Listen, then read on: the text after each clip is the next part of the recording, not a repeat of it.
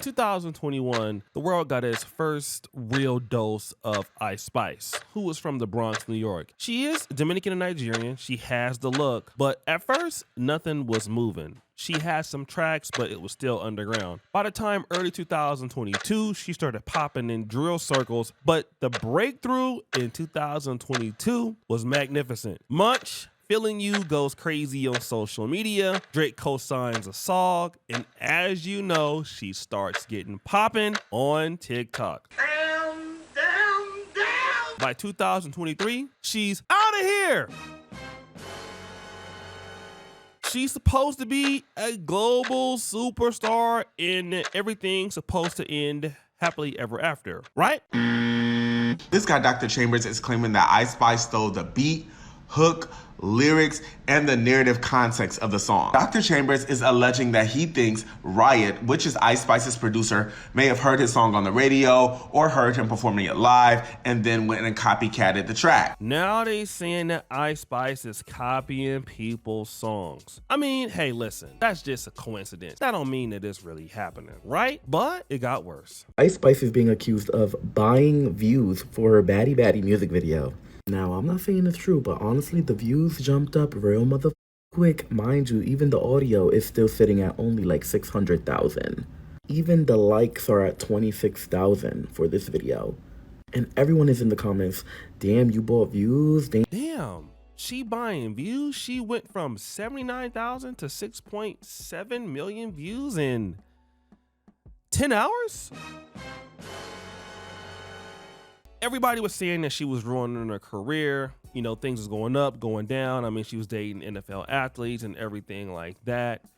And then, you know, I guess she kind of stabilized, but not really. And now things have gotten worse. Ice Spice then ran off on the Wig Plug. Apparently the Bella brand wig company is suing Ice Spice and her team for the 2024 Y2K tour. Apparently said that they successfully had an agreement with her and a contract signed to provide her over $50,000 worth of wigs. They're asking Ice Spice and her team to pay up to $100,000. And the owner from Bella brand is claiming that Ice Spice and her team would send multiple pictures of Nicki Minaj and saying, make this wig, do it with the bangs, like all that stuff. There's physical text of her asking to copy her style. So I wonder what the Bob's got to say about this. The owner said how this happened, which she did come out and say, you know, it was kind of dumb of her to do this, but it was a situation where she did make the wigs thinking that she would get some kind of promotion in return for the tour or some kind of recognition with a contract, but crickets. Also, when it came down for the money to pay for the 20 wigs I think she made for her, no money to be found. So she's suing her for $200,000. We'll see what the team has to say about that. So this wig maker is called the Bella brand, which reportedly was commissioned to make a large batch of custom wigs for Ice Spice's tour, okay? And this lady is saying the rapper and the team failed to pay for the wigs. So the order was for 25 custom wigs, but when the payment time came, the wig maker said that this caused them over $50,000 in damages. The complaint also says that there is a breach of contract and a damage to the wig maker's business reputation, including lost future business from clients who pulled away after the dispute. So, I mean, obviously, if you're making these wigs custom, you could have other customers that you could be doing business with. But if you are spending your time on Ice Spice, this is what happens with a lot of luxury brands. They will basically do these things for artists, hoping to get paid later. Because obviously what they feel like, hey, if Ice Spice pays me and then she wears my wigs on Instagram, it's, you know, it's great because number one, I'm going to get more marketing. So some people could take it as a loss, but even if she doesn't do the marketing, which it always happens like this with these, you know, these artists, they don't pay for it and then they still don't give the marketing. So now these damages are piling up. All right. Now, this also is something that happens all the time with these particular artists and people in the industry. You know, these people do this all the time with houses, Airbnbs, rentals, and it looks like they don't want to pay. And maybe somebody like Ice Spice should have the money. But guess what? While she's being sued for this, check out what Ice Spice is doing. Literally, this is her specifically getting a Richard Mille watch. I kid you not. That's literally her right there. That is her bragging about getting a new watch. And this is people posting it, the culture group chat.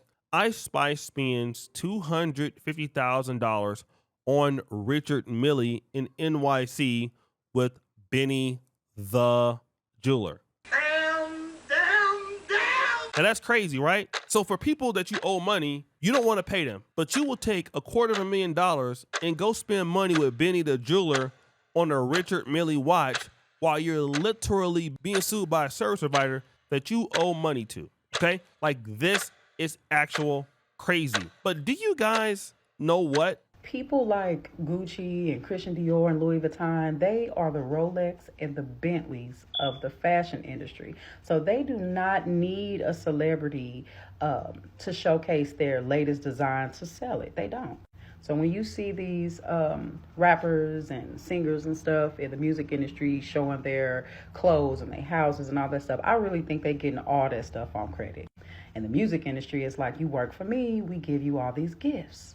Why do you think so many people are in some real fucked up contracts right now? Now, this lady is making a good point. She's saying that a lot of these artists are not rich. You know, they are not successful because they are signed to these contracts and stuff like that, right? And I want to deal with that because a part of that is true. You know, artists do take care of people. They do have bills and all of that. I'm not talking about that. But they do have opportunities for funding. Like, just look at a guy like Charleston White. When Charleston White pulls up to a podcast or to a stream, somebody like Charleston White is being paid thousands of dollars to show up. Now, he don't even have an active social media like somebody like Ice Spice on TikTok or whatever, but these artists do get pretty lucrative brand deals and they get opportunities as long as their name is popping. So, you know, you can get $10,000 here, $20,000 here, retainers. I mean, look at Angel Reese, somebody like her. You know, you got Reese's deal. I mean, you got Reebok. I mean, those brand deals can keep you paid. Now, those brands can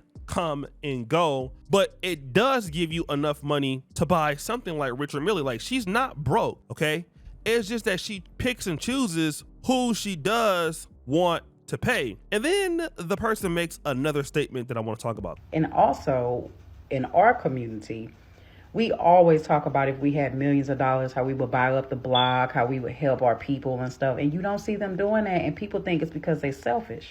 No, I think it's because they are cash poor and they really cannot help you. She says that a lot of these people want to do things in the Black community, but, you know, or in urban communities, but they're not rich. And this is true, but they are not rich, not because they don't have access to the money. Because when you're connected like Ice Spice, I mean, I'll give you an example. Look at my brother Poetic Flacco. Shout out to him. He's a hardworking YouTuber. He was associated, it has been associated with Adam 22, being an insider, okay? Being a hip hop insider. Him, academics, they can create their money as much as they want to work for the money, all right? But they are legit insiders into the industry. You're talking about somebody like Ice Spice. Not only is she an artist, she is an insider. We've seen Melissa Ford get all the names on her podcast, and she's not even really an insider to the industry anymore. So these people got plays, they know things, they know people. It's things that they can do that normal content creators can't do. They have a Rolodex full of money, all right? They have the Rolodex is full of brand managers. A lot of the brand managers are even their fans. Like, they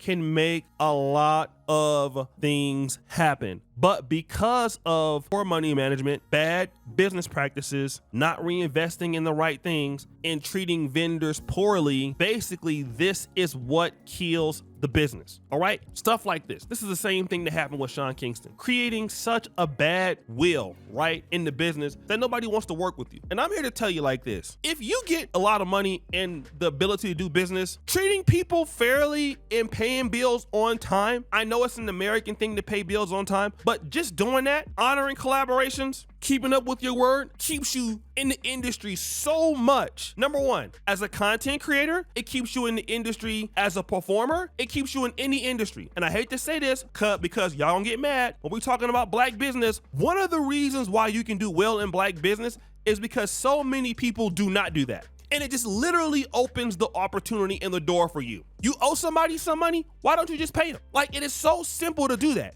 Like, you have a bill, you ordered that from them, They make good quality products. Why don't you honor that agreement? Do you want to know why? Because if you pay them and you're with Bella Brand, you might be able to get a partnership with wigs with them. They already know the business, and because they trust you, you now can turn that client customer relationship with your platform into a bigger audience. Now just think of this. Ice Spice has a relationship with Bella Brand. Now she can only be hot for so long as a rapper, right?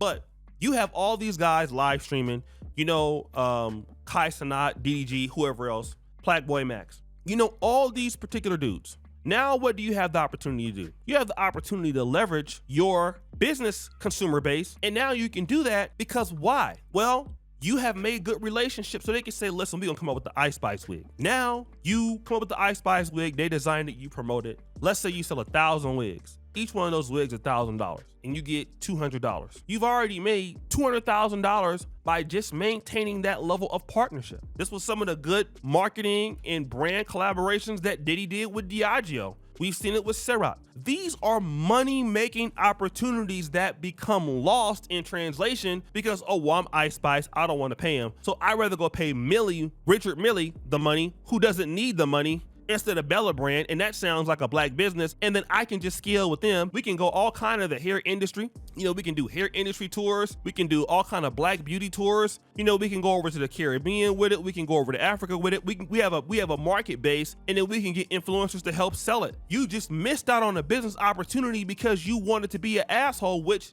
didn't make any sense. And this is the same thing that you see so often in black business. I don't care if it's in the black community in America. I don't care if it's in Africa. It's just like, in order for us to work together, I must win and you must lose. Like, that's how it usually is. Doesn't matter, content creator, influencer, artist. I must win and you must lose.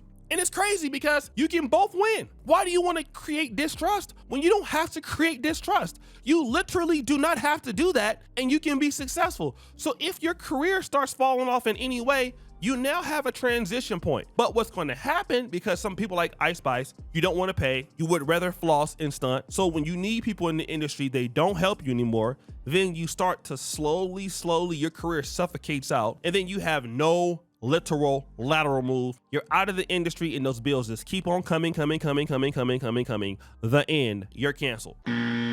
That's how it always works. So guys, what do you think? It's your boy Oshay D. Jackson back at it again with another episode of The Celebrity Junk. I appreciate you for all that you do. Subscribe, hit the bell. We're out.